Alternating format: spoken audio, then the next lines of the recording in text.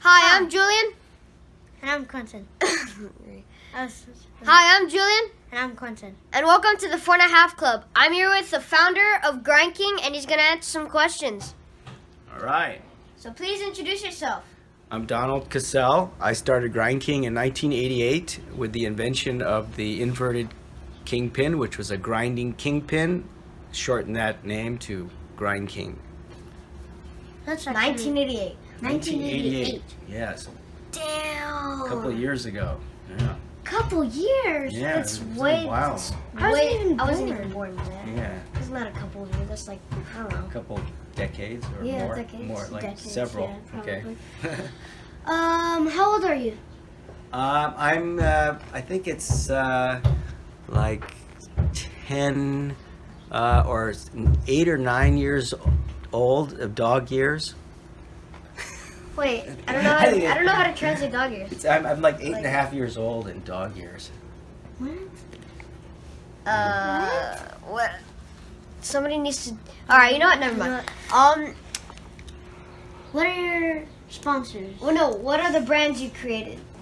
I've created probably close to about 30 different brands. 30? Yeah, from Grindking to Termite to Society to Von Dutch to Hazmat and et cetera, et cetera, et cetera. It's been a long Grind Queen, done Termite. a lot of brands, yeah. Yeah. Not all of them successful, but there has been a few good ones in there. Well, what are like the biggest? Well, what do you think? What was the biggest brand that you created? Yeah. That became most famous is Von Dutch. Von Dutch is actually going to have a Hulu 3-part series that's coming out later this year, and they interviewed me as me and my brother started it. So that brand probably became the most famous was Von Dutch. Yeah. All right. So I heard back then you used to do Dogtown skateboards and Hosoi boards. My brother started Hosoi skates, the very first one with Hosoi, and I didn't have anything to do with that. I started Grindking in 88, and that was really the first real company I started. That was my own brand. And Dogtown was licensed to me from Jim Muir. I didn't start Dogtown. Dogtown was already going, and Jim Muir, the owner, approached me to see if I wanted to license it and make skateboards and clothing. And of course, I was honored and thrilled to do that. And that lasted for a while, but now he has it back. He owns it again, 100%. He always did own it, but now he also makes it himself. That's pretty sick. I never that's knew that. crazy. What? Wow. Yeah. I didn't know. Where are you from? Oh yeah, where are you from? Well, from planet Earth, but I do believe that we all have alien influence. But I am from Venice. Is really my Alright. stomping grounds on planet Earth. Okay. So, what is your most prized? Prized collection. Yeah, prized collection. My most prized collection is really my guitar collection. I have guitars and amps from like the 1920s. That's a 1929 National right behind you there. So that's my most prized collection because they're very historic and very, they're part of our American history and just they're just amazing. You can't find stuff like that made like that anymore. So I find that to be most interesting for me and my collection. But I do have a cool collection of skateboards too. I've got a collection of old radios, and I do collect things, and even collect the Ultraman and his gang of. So show them some of my. You can see some of my collection over there.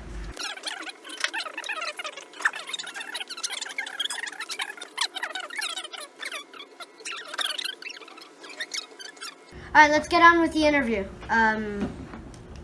Okay, what else do you want to know? So did you ever skateboard? Yes, I was. That's how I got into Grindking. As I was skating, me and my brother. My brother actually had acquired 2 pool pumps, so we would go around looking for swimming pools, and we'd drain them and we'd skate them.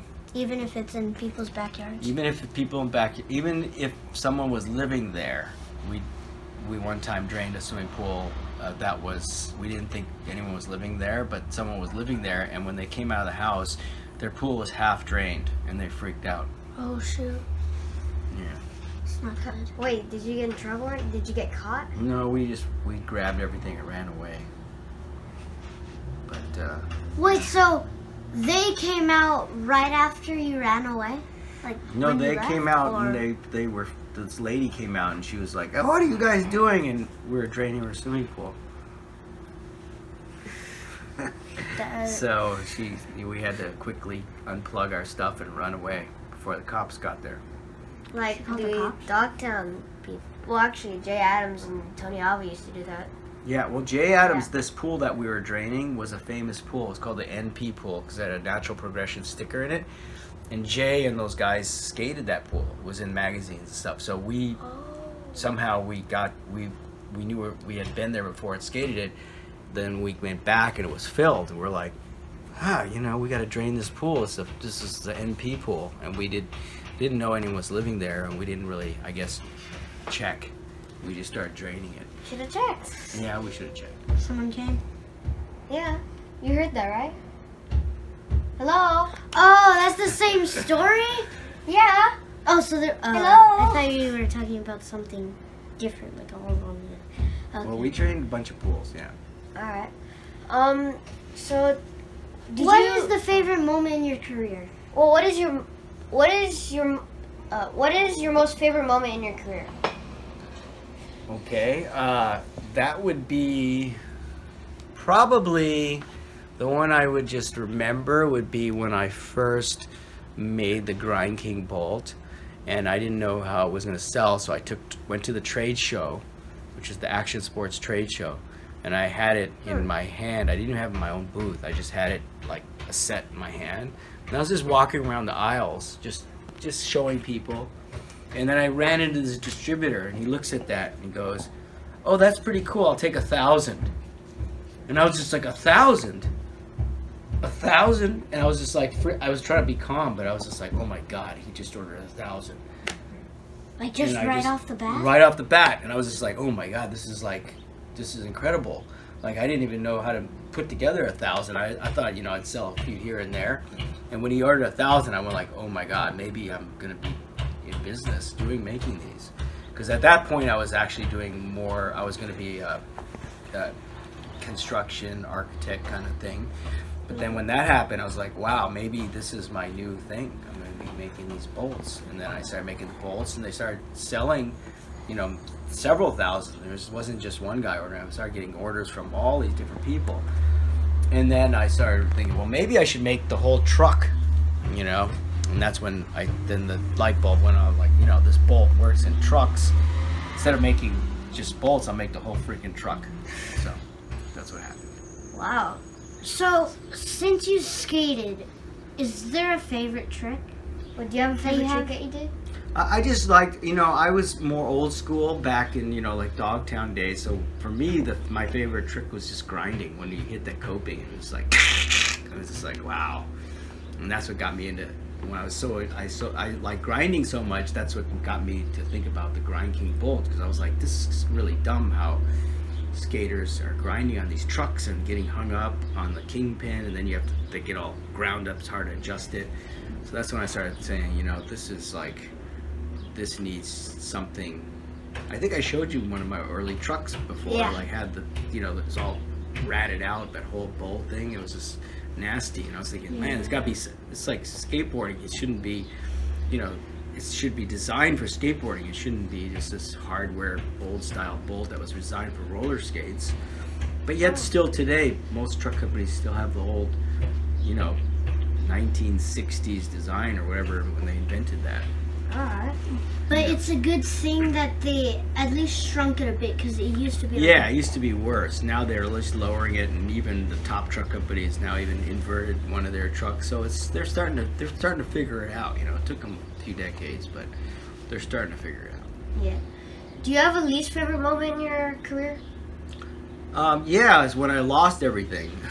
I was making millions of dollars and had all the toys and all the things in the house, And then because I wasn't paying attention to a lot of things that were crucial for running your business, I lost everything. I lost my house, I lost my business. I didn't lose owning my business, but I had to shut everything down. And everyone wondered what happened to Grind King, because I just went from being part of the industry to just disappearing.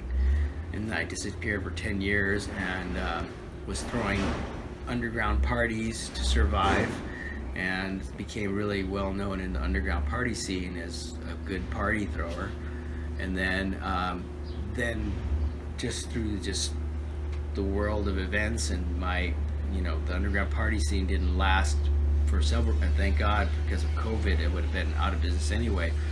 I started thinking maybe I should bring back Grind King, because I saw a video on YouTube called What Happened to Grind King, and I was like, what is this, what happened to Grind King? So I watched this video, and this guy Rad Rat talking about Grind King, and I was thinking like, wow, they're still talking about Grind King. And that's when I said maybe I should bring it back. And then all these people were like, yeah, bring it back. So I brought it back. So it's slowly growing back, but my intention is to keep it going, and I want to, my goal is to make it bigger than it ever was before. Okay. And make it number one truck company. Yep. Yeah. Do you have an injury that still haunts you? Well, I've injured myself doing all the crazy stuff. I've had surgery on every limb of my body at least once. I've broken both ankles. One time, my right ankle I broke skateboarding, and it healed fine. So that one doesn't bother me. But my left ankle I broke snowboarding, and I broke my femur with that. My femur came out of that hole right there. Oof. My bone came out of that hole. Bing, it was out of there. And I remember when that happened, it was so much pain. And it was so much pain here that I didn't even feel that I broke my ankle. But I broke my talus bone in my ankle and my femur in this leg. And so I was just like, it's so much pain. So I remember that. And this funny thing is that the femur totally healed. I have no pain ever. Nothing. It's like my 100% perfect. But my ankle in the morning, this ankle from breaking my talus bone inside here in the surgery, man, that thing, sometimes I limp in the morning really bad. It takes a while for it to warm up. So that one haunts me, because that one is like everything else I've healed pretty good. I've broken this elbow, I've broken this thumb here, I broke my ankle, I've broken, but you know what? Everything's fine. But that one ankle, it's a bitch. Trick that I hate. Let's see. In skateboarding, the only trick I'd say, I think that some of the stuff that I think is kind of goofy is like that Pogo Trick that I see, like Freestylers do? Yeah, that one kind of, to me, is just go get a pogo. You're gonna be pogoing around. Not potato roll? What's a potato roll? Oh my god, you guys don't know what a potato roll is? So you're basically board, but you're going really slow, and you just go off your nose, but you have your board attached, like you're holding your board to your feet, and you just roll. Oh, that's around. what Jeff Grossa did. No, except you're doing it on flat. Yeah. And you just roll around, and when you get, and then there's this other one where they used to do it in like really like 80s competitions on flat ground. They get the board between their legs and they roll around on the floor like they're on fire, and then they go back on the board. Yeah, so those are kind of dumb tricks, huh? Well, they're not dumb. They're artistic. Well, yeah, they're not dumb. They're just, you said what's my least favorite, so. Yeah, I know. You surf? Yeah, surf. The Jeff Ho surfboard there. I got boards there.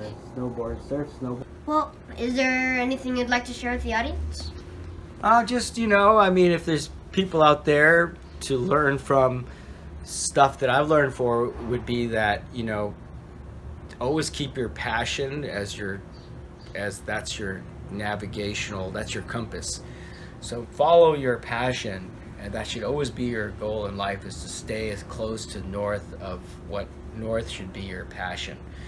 And never give up on that. Even if you fail, just, dust yourself off and keep going, because, this whole life is always going to be challenging for everybody. And there's people that just give up, and then there's people that keep moving ahead.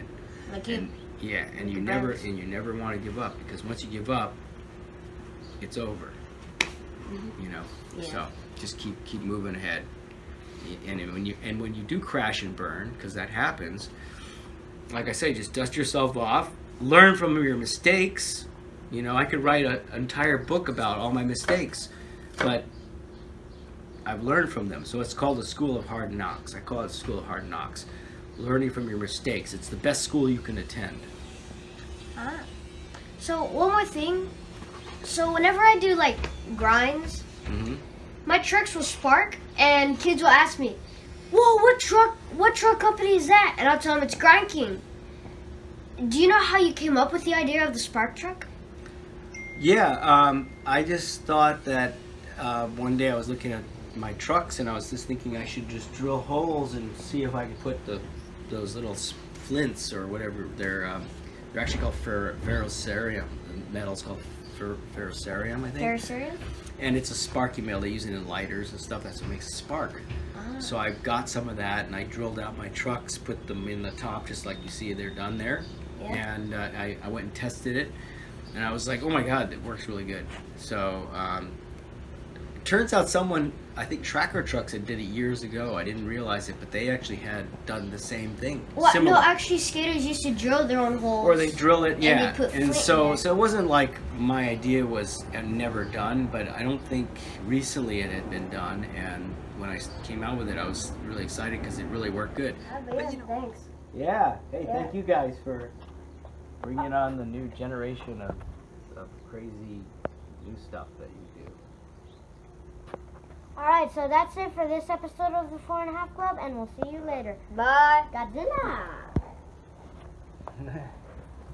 All right.